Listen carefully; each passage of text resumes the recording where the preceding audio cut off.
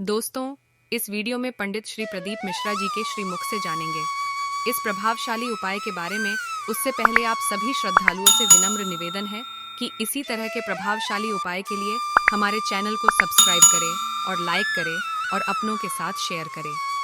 हिंदू धर्म में पीपल के वृक्ष की जो गणना वराह पुराण में करी गई है, 4 बजे से 7 बजे तक शिव के भ्रमण का समय बताया है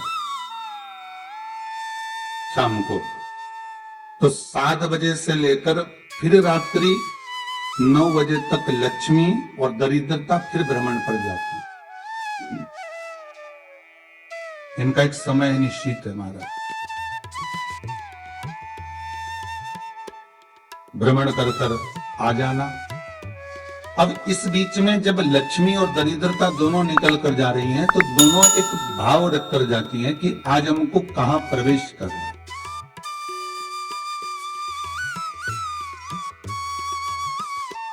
आज हमें किस जगह पर प्रवेश करना है, आज हमें कहां पहुंचना है, आज हमें किस जगह जाना है। और जिस नगर में जिस मार्ग से लक्ष्मी और दरिद्रता निकल कर जाती हैं, ये दोनों का जब निकलना होता है, इनको स्थान दिया गया जहां पर स्वच्छता हो, घर के दरवाजे पर रंगोली डली हुई हो, द्वार पर जल छीटा गया हो।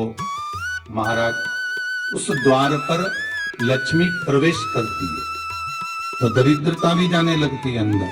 जब दरिद्रता अंदर जाने लगती है तो लक्ष्मी उसको रोक देती है। पहले मैं देखकर आती हूं कि तेरे लिए स्थान है कि नहीं, तो यहां रुक।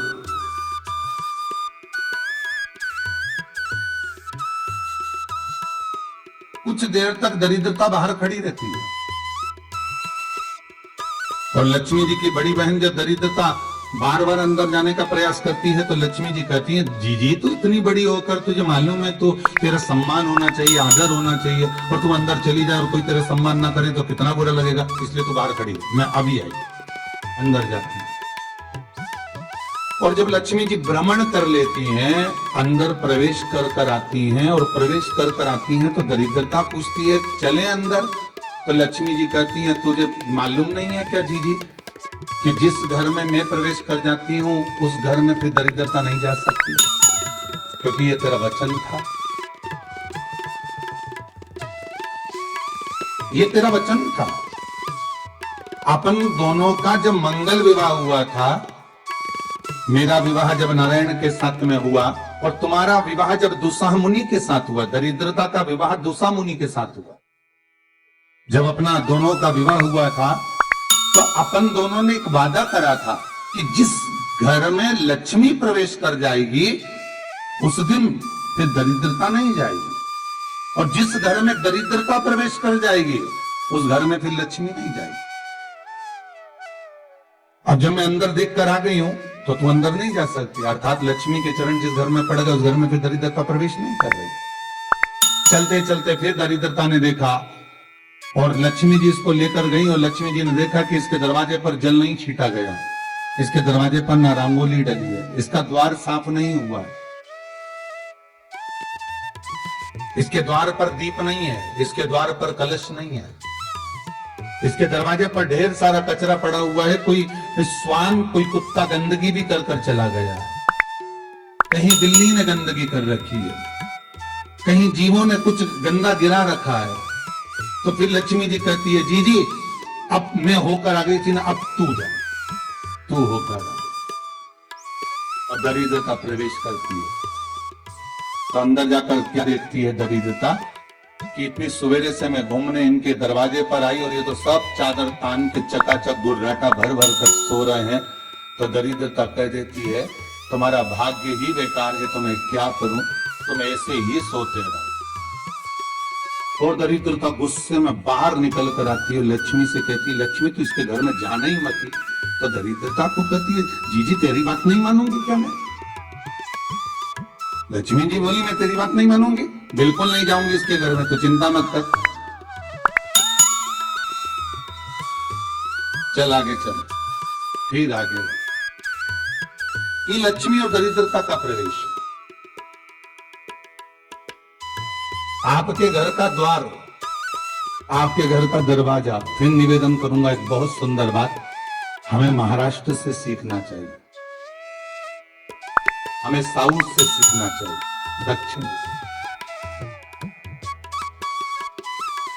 जिस समय पर भक्ति देवी यमुना जी के घाट पर रो रही थी अपने पुत्र ज्ञान और वैराग्य को गोदी में लेकर, समय देव ऋषि नारद ने प्रश्न किया था कि तुम कहां पर पोषित हुई हो,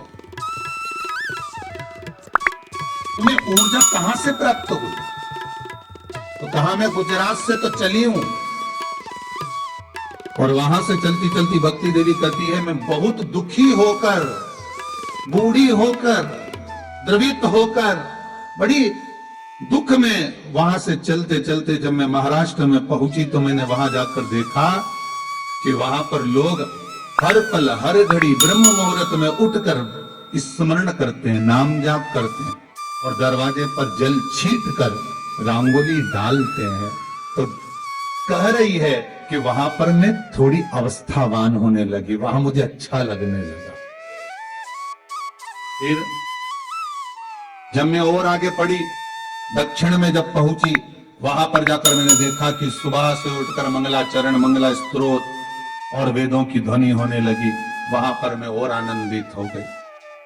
हमें कुछ चीजें महाराष्ट्र से सीखना चाहिए कि वहां रहने वाले जो भगत हैं, वारकरी संप्रदाय के जो भक्त होते हैं, वैष्णव जो धर्म के भक्त होते हैं, उनका नियम है सवेरे के समय घर में पानी है कि नहीं है, पर जब भी वो घर का दरवाजे के बाहर थोड़ा ना थोड़ा पानी तो छींट ही देते हैं। और छींटने के बाद फिर वहां पर अपने यहाँ तो दिवाली पे रंगोली बनती है जी, और वहां पर रोज की रंगोली बन जाती है कि कभी हो सकता है परमात्मा राह भूल कर हमारे घर में प्रवेश कर जाए, इसलिए वहां प्रतिदिन की रंगोली, प्रतिदिन।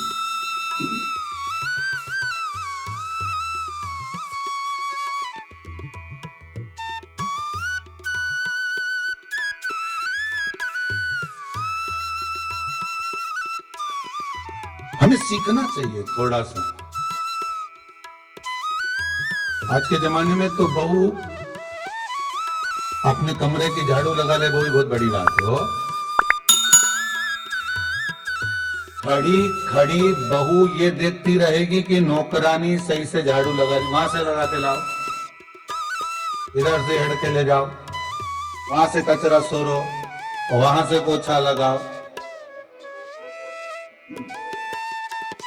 खड़ी रहेगी, उंगली से बताती रहेगी, पर इतना नहीं बनेगा कि सेविका से, नौकरानी से, दासी से कह दे कि तू मम्मी पापा के कमरे की लगा ले, मैं मेरे कमरे की लगा लूंगी, तू जा उधर।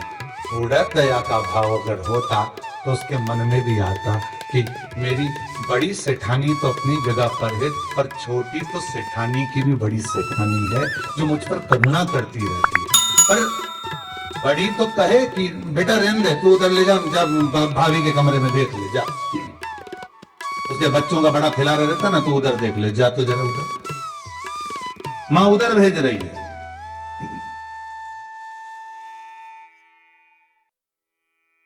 थोड़ा सेवा का भाव हमारे भीतर। और एक निवेदन तो हमेशा करा है और आज भी करता हूं, पूरे घर की सफाई करवाओ, पूरे घर में तुम पोछा झाड़ू जो चाहे करवाओ, मना नहीं है, पर एक निवेदन है, रसोई घर के अंदर बहू और बेटी ही जाकर भोजन बनाए तो अन्नपूर्णा सदा कृपा करती है। दोस्तों, अगर जानकारी अच्छी लगी हो तो आप सभी से निवेदन है, कृपया हमारे चैनल को सब्सक्राइब करें और अपनों के साथ शेयर करें और लाइक करें। मिलते हैं किसी और नए उपाय के साथ नए वीडियो में, तब तक के लिए श्री शिवाय नमस्तुभयम। हर हर महादेव।